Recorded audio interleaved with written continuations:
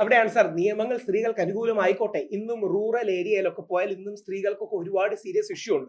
Rural ഏരിയാസിലൊന്നും ഇത്രയും misuse ഇല്ല. പക്ഷേ ഇത് വന്നു കഴിഞ്ഞാൽ പുരുഷന് പോയി ഈ സിവിൽ, അതായത് ക്വാസി ലീഗൽ ബോഡി അല്ലെങ്കിൽ സെമി ലീഗൽ ബോഡിയാണ് കമ്മീഷൻ. ഈ കമ്മീഷന് തെളിവെടുക്കാനൊക്കെ ആൾക്കാരെ വിളിക്കാം. അപ്പൊ എനിക്ക് വന്നാൽ ഇപ്പൊ ഉദാഹരണം എന്റെ കേസ് പറയാം. നേരത്തെ അജിത് കുമാർജി പറഞ്ഞ നല്ല പോസിറ്റീവ് വിമർശനമായിട്ട് എടുക്കുക.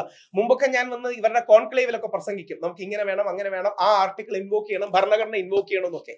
എന്റെ കേസിൽ എനിക്ക് നേരെ വനിതാ കമ്മീഷനും നമ്മുടെ യുവജന കമ്മീഷനും എന്നെ അറസ്റ്റ് ചെയ്യണമെന്ന് പറഞ്ഞപ്പോഴാണ് എനിക്ക് ആ പേടി തോന്നിയത്.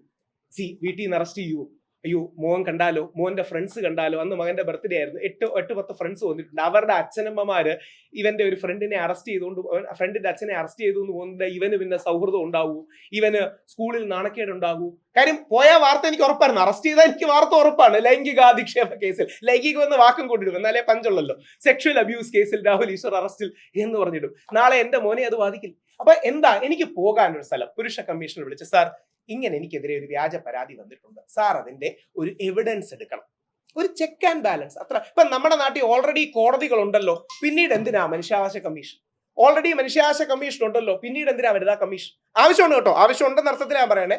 കോടതികൾ ഉണ്ടെങ്കിലും കുറച്ചുകൂടെ ഫാസ്റ്റ് ആയിട്ടും സ്വിഫ്റ്റ് ആയിട്ടും മനുഷ്യാവകാശ കമ്മീഷൻ ഡീൽ ചെയ്യാം.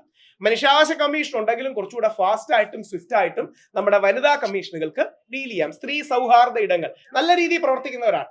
അവിടെയാണ് ഞങ്ങൾക്ക് താഴ്മയെ അഭ്യർത്ഥിക്കാനുള്ള. സതീദേവി മാഡം, വനിതാ കമ്മീഷണർ സതീദേവി മാഡം, യുവജന കമ്മീഷണർ എം ഷാജർ, രണ്ടുപേർക്ക് ഞങ്ങൾ ഇന്ന് തന്നെ റിക്വസ്റ്റ് അയക്കും. അവരനുവദിച്ചാൽ അവരെ പോയി കാണും. അവരുടെ അടക്കം സഹകരണത്തോടു കൂടി ഇത് നടത്തിയെടുക്കണം എന്നുള്ളതാണ്. ആരോടും ഇതിൽ വിരോധമൊന്നുമില്ല. നിങ്ങൾ ഏതെങ്കിലും മാധ്യമങ്ങളോടുള്ള റിക്വസ്റ്റ് ചെയ്യാം. ഞങ്ങൾ ഈ പറയുന്നത് മുഴുവൻ നിങ്ങൾക്ക് തത്വങ്ങളായിട്ടേ തോന്നൂ. ഇത് ശരിക്കും അനുഭവിച്ച ഒരാളോട് നിങ്ങൾ സംസാരിക്കുമ്പോഴേ അതിന്റെ വേദന അറിയും, അതിന്റെ പൊള്ളലറിയും. അതുകൊണ്ടാണ് നാളെ നിങ്ങളടക്കം, നാളെ ആ യുവജനോത്സവത്തിന് നിങ്ങളെയാണ് റിപ്പോർട്ട് ചെയ്തെങ്കിൽ, സീനിയർ അഡ്വക്കേറ്റിനെയാണ് നിങ്ങൾക്ക് പ്രസന്റ് ചെയ്യാൻ കഴിഞ്ഞിരുന്നെങ്കിൽ, ആരെയും കേട്ട് പറയില്ല. കോടതി എന്ത് പറയുന്നറിയോ, 2 ദിവസം കഴിയട്ടെ നമുക്ക് നോക്കാം. 2 ദിവസം നിങ്ങൾ ജയിലിൽ കിടക്കും. 2 ദിവസം കഴിഞ്ഞ് പോലീസുകാർ ഇന്ന് ഇതേ പല്ലവി പറയും, ഞങ്ങൾ അന്വേഷിച്ചുകൊണ്ടിരിക്കുകയാണ്. എന്തോന്ന് അന്വേഷിക്കുകയാണ്? TV വന്ന പരിപാടി എന്തോ അന്വേഷിക്കാനാണ്. അപ്പം ആയിക്കട്ടെ. 3-ാമത്തെ ദിവസം പറയും ഇന്ന് തിരക്കാണ്. അങ്ങനെ ഒരാഴ്ച കഴിഞ്ഞ് നിങ്ങൾ ജയിലിൽ നിന്ന് പുറത്തു വരും. നിങ്ങൾ ജയിലിൽ നിന്ന് പുറത്തു കഴിഞ്ഞാൽ പോക്സോ കേസിലെ പ്രതിയായി, വ്യാജ പീഡകനായി. നിങ്ങളുടെ സ്ഥാപനങ്ങളും നിങ്ങൾ വർക്ക് ചെയ്യുന്ന സ്ഥലങ്ങളും എന്ത് പറയും? കുറച്ച് ദിവസം മാറി എന്നോളാൻ പറയും. കുറച്ച് ദിവസം മാറി എന്നോളാൻ പറയുമ്പോൾ നിങ്ങൾക്ക് ശമ്പളം കിട്ടില്ല. ഇതൊരു സ്ലിപ്പറി സ്ലോപ്പ് പോലെ താഴെ പോകും. ഇങ്ങനെ സംഭവിച്ച ഒരുപാട് ആൾക്കാർ മാധ്യമങ്ങളിലും വെളിയിലും ഒക്കെ ഉണ്ട്. അതുകൊണ്ട് ദയവായിട്ട് ഈ വിഷയത്തിന്റെ സീരിയസ്നെസ് മനസ്സിലാക്കണമെന്ന് അഭ്യർത്ഥിച്ചുകൊണ്ട് നിങ്ങളുടെ ചോദ്യങ്ങളോട് എടുത്ത അവസാനം.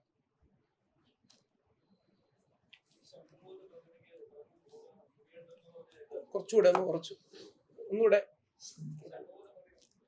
അത് പറയാൻ കാരണം ഇപ്പൊ ഒരു വിഷയം ഉണ്ടായല്ലോ, ഡ്രസ്സിങ്ങിനെ കുറിച്ചും കാര്യങ്ങളൊക്കെ സംസാരം ഭയങ്കര കോടതി ലെവലിലും കാര്യങ്ങളൊക്കെ വന്നപ്പോ ഞാൻ പറയുകയായിരുന്നു, സ്ത്രീ ഒരു ഡ്രസ്സ് ഇടുന്നതിനെ കുറിച്ച് ഞാൻ ഇപ്പോഴും വീണ്ടും പറയാണ്.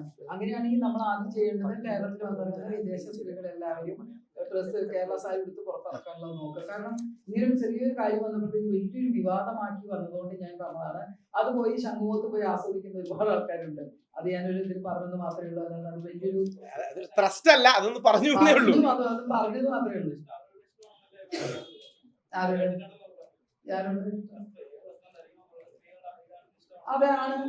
ആണ് ഞാൻ പറഞ്ഞ, അങ്ങനെ സ്ത്രീകൾ എന്ന് പറയുമ്പോ ഒരു പുരുഷന്മാർക്ക് അനുകൂലമായിട്ട് ഞാൻ പറഞ്ഞ, പുരുഷന്മാർ 2, 3, 6 സെക്കൻഡ് കഴിയുമ്പോഴത്തേന് നോക്കിക്കഴിഞ്ഞ കേസാണല്ലോ സ്ത്രീകളെ നോക്കിക്കഴിഞ്ഞാൽ. അപ്പൊ അങ്ങനെ ഒരു പ്രതിമ കിടത്തിയാലും കുഴപ്പമൊന്നുമില്ലല്ലോ. ഇവിടുത്തെ കേരളത്തിൽ നടക്കുന്ന ഒരു സംഭവമല്ലേ, ശംഖുമുഖത്ത് അങ്ങനെ കിടക്കുന്നുണ്ട്.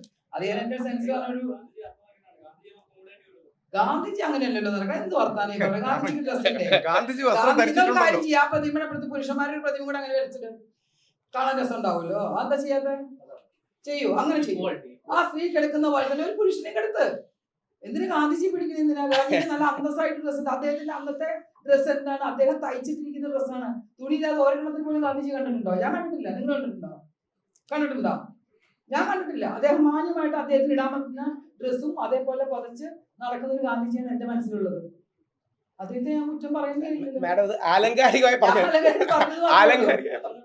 അതവര് ഇതിന് പറഞ്ഞ ആ സെൻസിൽ പറഞ്ഞത് മാത്രമേ ഉള്ളൂ. പിന്നെ നിങ്ങൾ ഒരു കാര്യം മനസ്സിലാക്കേണ്ട, രാഹുൽ ഒരുപാട് നന്നായി സംസാരിക്കാൻ അറിയാം. എനിക്ക് ഇതുപോലുള്ള ആധികാരികമായ കാര്യങ്ങൾ സംസാരിക്കാൻ അറിയില്ല. പക്ഷേ നിങ്ങൾ ചോദിക്കുന്ന ഓരോ ചോദ്യവും നിങ്ങൾ മനസ്സിലാക്കേണ്ടത്, നിങ്ങൾക്ക് വേണ്ടിയാണ് ഈ മെൻസ് കമ്മീഷൻ ഉണ്ടാക്കുന്നത് തന്നെ. നിങ്ങളാണ് കൂടെ നിൽക്കേണ്ടത്. നിങ്ങളെല്ലാവരും ചേർന്ന് നിന്ന് നിങ്ങൾക്ക് വേണ്ടിയിട്ടാണ്. കാരണം എത്ര പ്രശ്നങ്ങൾ ഈ നമ്മൾ കേട്ടുകൊണ്ടിരിക്കുന്നുണ്ട്. നിങ്ങൾ അനുകൂലിക്കുന്ന എത്ര പേരുണ്ട് ആളുകളെ? എത്ര സ്ത്രീകൾ അനുകൂലിക്കുന്നുണ്ട്? സ്ത്രീകൾക്ക് എത്ര പേരുണ്ട്? ഞങ്ങൾക്ക് എത്ര പേര് ഞങ്ങളുടെ പുറകിൽ താങ്ങാനുണ്ട്? നിങ്ങൾക്ക് ആരുമില്ല, ഒരാളും ഇല്ല. ഞാൻ പറയുന്നു, ആരുമില്ല. നിങ്ങൾക്ക് ഓരോരുത്തർക്ക് വരുമ്പോൾ നിങ്ങൾക്ക് മനസ്സിലാവും. ഈ പറയുന്ന വ്യക്തിക്ക് ആർക്കെങ്കിലും ഒരു സംഭവം വരട്ടെ, നീറും കിടന്നിട്ട്. കാരണം ആ അമ്മ ഒരു സ്ത്രീയല്ലേ, എത്ര നാള് വളർത്തിയിട്ടേക്കുന്നത് നിങ്ങളൊക്കെ ഭാര്യ, അവർ വളർന്നു വന്നൊരു പെൺകുട്ടി, അവരൊക്കെ നിങ്ങളുടെ മുഖവും കാണിച്ച് ഇങ്ങനെ മുഖം കാണിക്കുന്നത് എന്തിനാ? എന്നാൽ രണ്ടുപേരെയും കാണിക്കേ. ഒരു കൊല്ലം ഒരുപാട് ഒരു സ്ഥലങ്ങളിലും മലേഷ്യയും സിംഗപ്പൂരും എല്ലായിടത്തും കിടന്ന് സുഖമായി എല്ലാം കഴിഞ്ഞ് വന്നു കഴിഞ്ഞിട്ട് പുരുഷനെ മാത്രം കാണിക്കുക, സ്ത്രീ അങ്ങ് മാറ്റുന്നത് ചെയ്യരുത്. സ്ത്രീയുടെ മുഖം വലിച്ചു കീറി കാണിക്കണം, അതാ വേണ്ടത്. അല്ലെങ്കിൽ രണ്ടുപേരുടെയും കാണിക്കണം. അല്ലെങ്കിൽ രണ്ടുപേരും കാണിക്കരുത്. കേസ് തീരുന്നവരെ നിങ്ങളെ കാണിക്കരുത്. ആണുങ്ങളെ എന്തിനു കാണിക്കണോ?